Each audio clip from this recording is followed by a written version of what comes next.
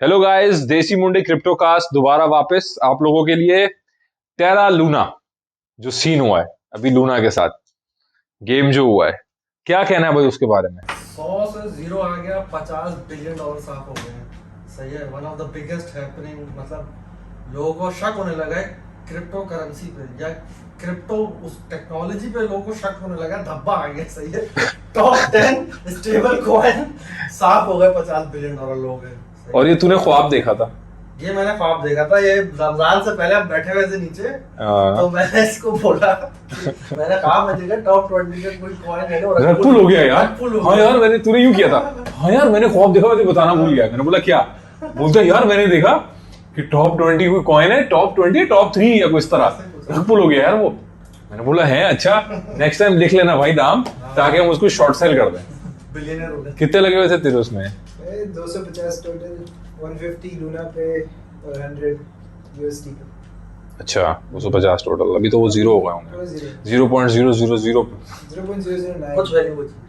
कुछ वैल्यू बची है। कुछ तो बचा। बाय द वे, जब हम ये बना रहे हैं तो अभी बाइनेंस के ऊपर BUSD पे इन्होंने ट्रेडिंग वापस ओपन की है, जो कि बंद हो गई थी। स्पॉट ट्रेडिंग ओपन की है, और मैं और मशहूद बैठे हुए बहस कर रहे थे। मैं कह रहा था कभी ओपन नहीं होगी, और उसी टाइम पे ओपन हो गई, और $10 खरीदा है। और $10 से खरीदा है हमने, कंफर्म करने के लिए। 13 मई को 7:45 रात के हाँ। खुली है दोबारा। वैसे अक्षय, तुझे भी $10 से खरीद के DCA कर लेना चाहिए, मुझे करना चाहिए। क्योंकि मतलब अब $10, मतलब जहाँ 250 वहां 10 और लगा ले, चल शायद। हाँ, लाखों आएंगे। ठीक है, 6 ट्रिलियन सप्लाई हो गई है ना इनकी। बात तो सही है। पर फिर भी वो लोग का लिमिट रहता है जब सेल करने जाएगा। लिमिट तो रहता है, लेकिन एटलीस्ट ये है कि कुछ तो मिलेगा। कभी अगर रिकवर होता है बाय एनी चांस, मुझे तो लग रहा है मिरेकल से ही रिकवर होगा।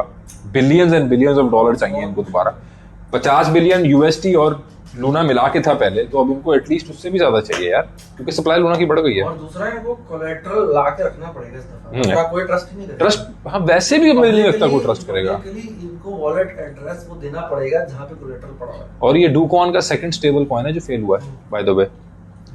हाँ, कॉइन टेलीग्राफ, कॉइन बेस, इन्होंने इस पे लिखा था कि ये इसने पहले भी एक स्टेबल कॉइन लॉन्च किया था जो कि फेल हो गया था, और ये दूसरी दफा फेल हुआ है। और इसका वो इंटरव्यू देखा, इसमें बैठा भाई हंस रहा था।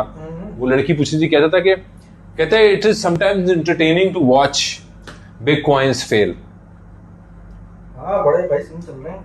लेकिन धब्बा तो लग गया क्रिप्टो मार्केट पे। जितने मैसेजेस मुझे इंस्टाग्राम पे ये तो उठ रहा है लोग। आए हैं कि crypto is a scam, TikTok पे comments, crypto is a scam, it's a fraud, it's a scam, मैंने कहा था, मैंने कहा था, मैंने कहा था। ठीक है, इतने कभी नहीं आए। और ये लोग यही चाहते हैं, ये बड़े बैंक्स, बड़ी मछलियां यही चाहती हैं कि इस डिसेंट्रलाइज्ड ब्लॉकचेन सिस्टम से लोगों का फेथ उठ जाए, लोग इसकी तरफ देखें भी ना, आम बंदा सोचे भी ना, डर जाए, घबरा जाए। बिटकॉइन कोई ना रखे, सिर्फ वो लोग ही रखें। और ये जो रूमर है इसके ऊपर के बड़े इंस्टीट्यूशंस ने मिल के इसको खरीदा है, USD उनसे लिया है बिटकॉइन देके। पहले उन्होंने 100,000 प्लस बिटकॉइन खरीदे हैं, उसका 25% से उन्होंने USD खरीदा है ऑफ एक्सचेंज डूकॉन से डायरेक्टली। और डूकॉन ने सस्ता बिटकॉइन लिया उनसे। उन्होंने डूकॉन को बोला अगर बिटकॉइन 30 का है तो हमसे फॉर एग्जांपल 26-27 का ले ले। डूकॉन ने बोला जबरदस्त यार, मुझे तो फायदा है, मार्केट भी बेरिश है, सस्ते में और मुझे BTC मिल रहा है, तो मैं USD देके ले लेता हूं। और उन्होंने फिर वो USD डंप किया। साथ में डूकॉन ने रखा हुआ था BTC कोलैटरल सपोर्ट करने के लिए, USD की प्राइस को, लूना की प्राइस को। उन्होंने BTC भी डंप किया। तो ना ही सिर्फ आपका USD डंप हो रहा है, जिसकी वजह से लूना डंप हुआ, जो कोलैटरल था उसकी भी वैल्यू नीचे जा रही थी। तो जो चीज आपने रखी थी बचाने के लिए लूना को, वो भी वीक होना शुरू हो गई। तो हाँ, बहुत बहुत नेक्स्ट लेवल चीज हुई है ये। लेकिन वही है कि भाई ट्विटर पे ही दिसंबर के अंदर हाँ, डूकॉइन की बहस चल रही थी एक बंदे के साथ। सही है, उस बंदे ने पूरा लिखा है कि किस तरह आप अटैक कर सकते हो और किस तरह खत्म कर सकते हो, क्योंकि ये सिर्फ एल्गोरिथमिक स्टेबल कॉइन, इसके पीछे कुछ नहीं है। और आज 5 महीने बाद हुई वो एग्जैक्ट। और इसके ऊपर भाई जुए खेले अगलों ने।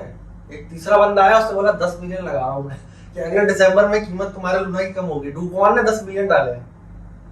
उसके बाद उस बंदे ने बोला 20 मिलियन लगाओ, वो माना नहीं डूकॉइन, तो उन्होंने 20 मिलियन बाइजात में शॉर्ट कर दिया लूना। अच्छा, मिलियनेयर हो गया होगा।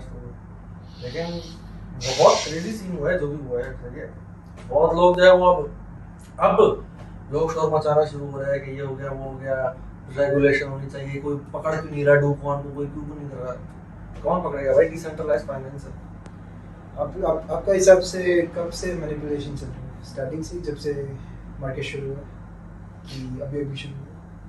ये लूना की पूरे ओवरऑल मार्केट की ये मैनिपुलेशन तो हमेशा से चल रही है। हमेशा से एसईसी बनी इसीलिए थी, बेसिक मैनिपुलेशन तो हमेशा ही चल रही है। 2008 का क्राइसिस भी मैनिपुलेशन था, क्रिप्टो क्राइसिस भी मैनिपुलेशन है, ये जो बिटकॉइन इतने तेज ऊपर नीचे जो हो रहा है यार, ये भी सारा मैनिपुलेशन है।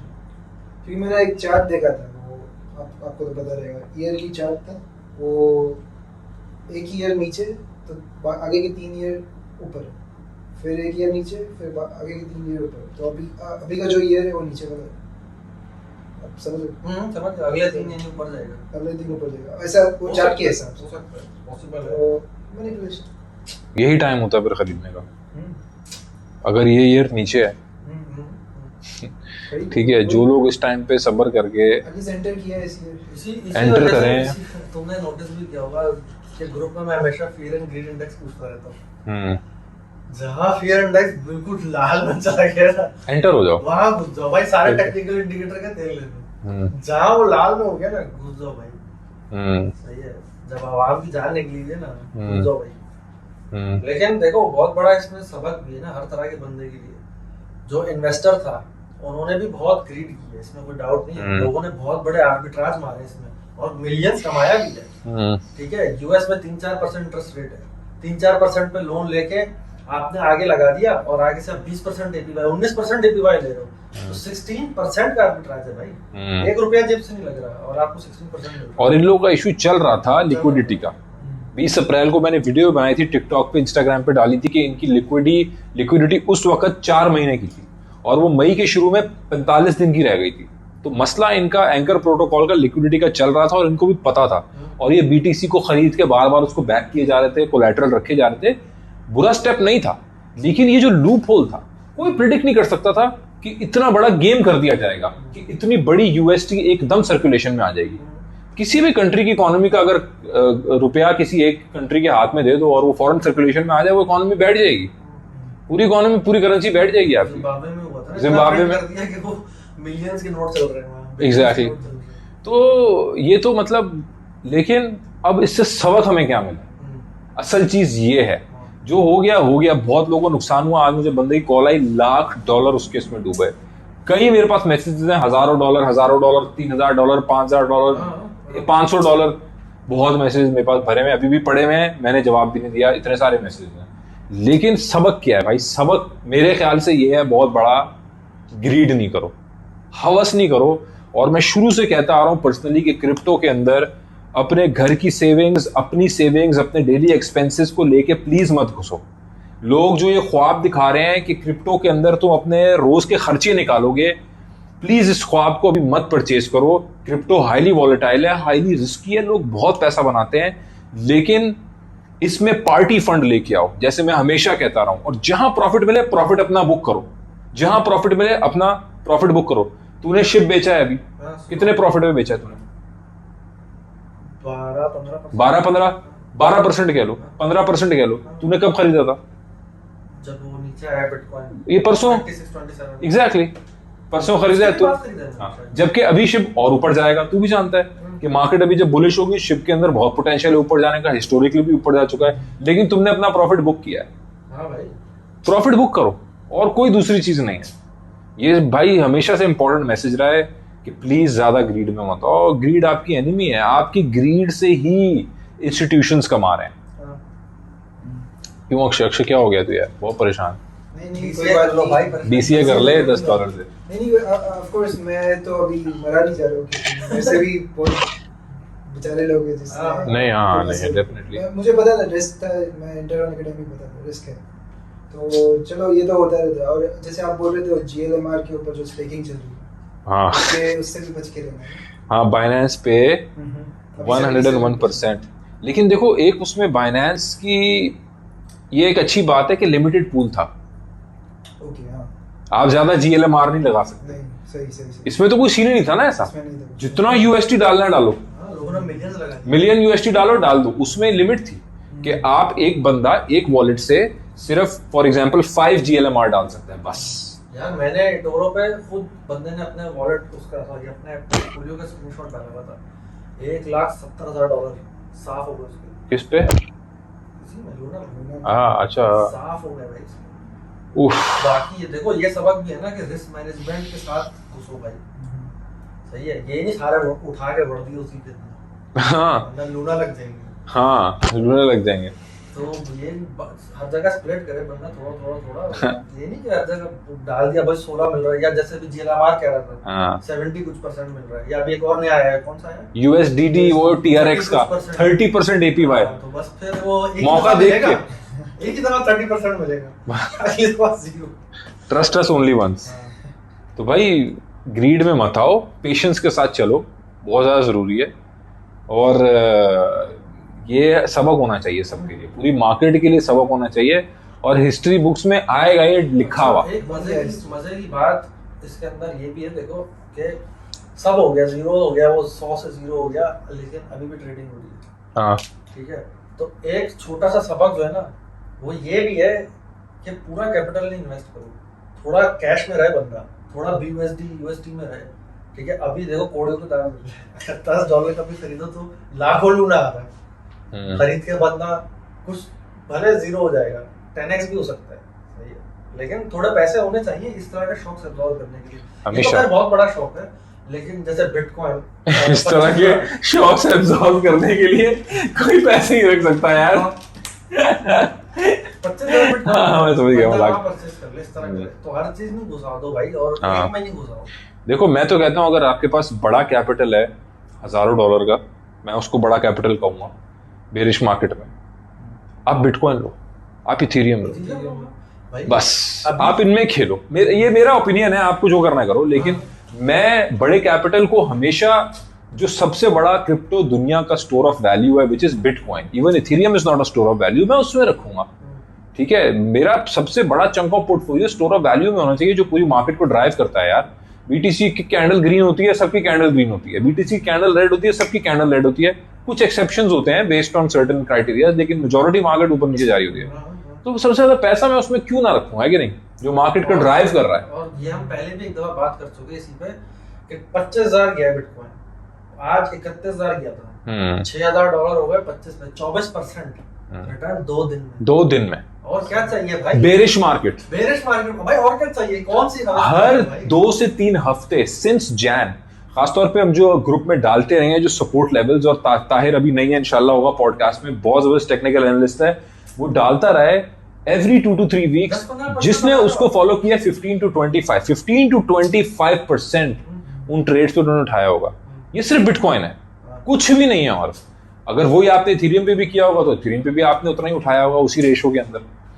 तो ये कोई नहीं देखता कि बेरिश मार्केट के अंदर भी आप पैसे बना सकते हो, लेकिन जो हॉल्डर्स हैं, जो होल्ड कर रहे हैं और लॉन्ग टर्म इन्वेस्टर्स हैं, बेसिकली तो वो असल विनर्स हैं इन द लॉन्ग रन, क्योंकि असल जो मेरे ख्याल से मार्केट का उठना है दोबारा, मेरा ओपिनियन, वो 2024 होगा, जब बिटकॉइन की एक और हाविंग है, नेक्स्ट हाविंग साइकिल है बिटकॉइन।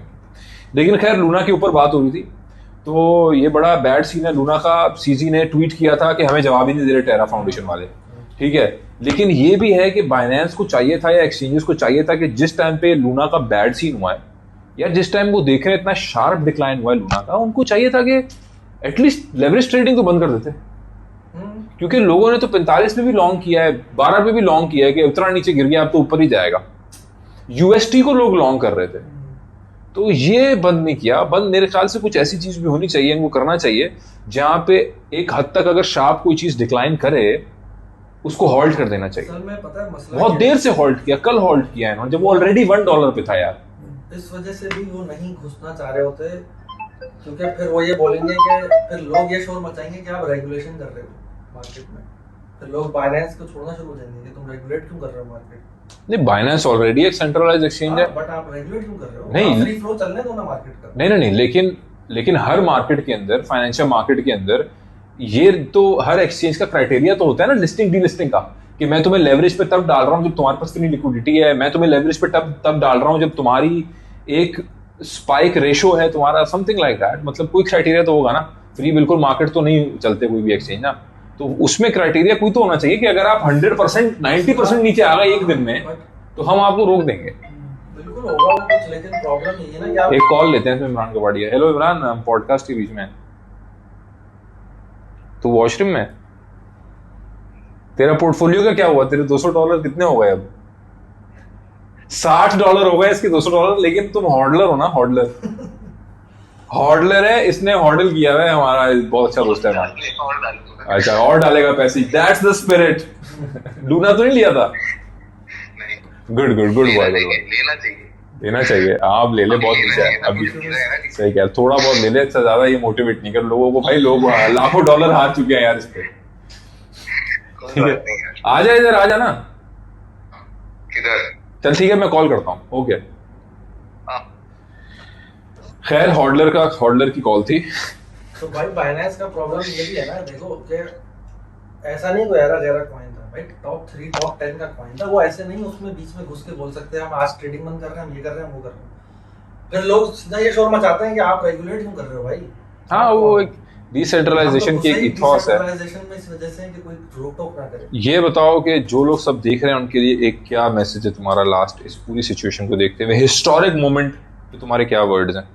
मैं पर्सनली लूना की तरफ थोड़ा बुलिश हो?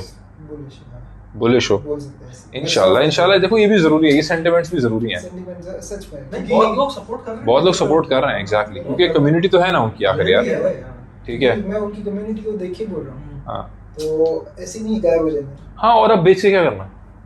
अब बेच के क्या करना? एग्जैक्टली। अब तो मैं कहता हूँ चलो for the sake of keeping it, keep it. मैं तो कहता हूँ जिसका सबसे बड़ा पोर्टफोलियो है ना लूना का, उसको चाहिए अपने पोर्टफोलियो के एनएफटी बना दे। This is a historic moment in history, और उस एनएफटी को बेच दे 50 इथेरियम पे। सूटी, तेरा क्या कहना है? यार मैं बस यही बोलूंगा कि रिस्क मैनेजमेंट के साथ बंदा घुसे कहीं भी, सिर्फ लूना नहीं, पूरी क्रिप्टो मार्केट या वैसे ट्रेडिंग में रिस्क मैनेजमेंट के साथ रखो, क्योंकि कल कोई और भी लूना हो सकता है, किसी और में भी लूना लग सकते हैं लोगों के। देखा पहले अभी हिस्ट्री बना ही दिया। हाँ देखो, ये वर्ड कॉइन हो गया, लूने लग गए। ठीक है भाई, मैं यही बोलूंगा जिन दोनों ने बोला है, don't do greed, take profits, छोटे से खेलो और अपना जो है वो हवस में नहीं आओ। That's it. Well, thank you so much guys, और नेक्स्ट हम आएंगे एक टॉपिक के साथ। और प्लीज हिम्मत नहीं हारो, अगर आपने लूना में इन्वेस्ट किया तो स्टे पॉजिटिव, इंशाल्लाह चीजें बेहतर होंगी। आपकी जान से, सेहत से और आपकी मेंटल इमोशनल हेल्थ से बेहतर चीज नहीं है। It is not the end of the world. Life is all about नुकसान। अगर आप जिंदा हो, सही हो, सब कुछ हो जाएगा। Thank you so much. चलो भाई।